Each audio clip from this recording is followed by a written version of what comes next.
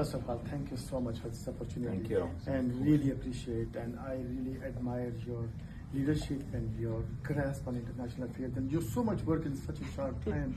And you know, Thank at you. this time, India and Pakistan, two nuclear powers are at the point of collision. Anything you can do to stop that or restrain that, that would be huge service of humanity. And also our common friend Imran Khan still is in jail.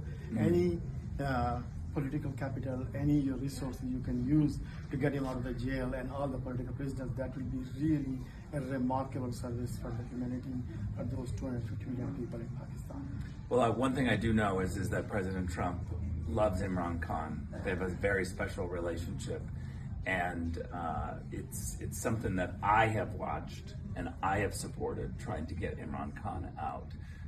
I think it's a crucial issue, and hopefully we can make some progress on that going forward. I really appreciate it. All the best. Thank you.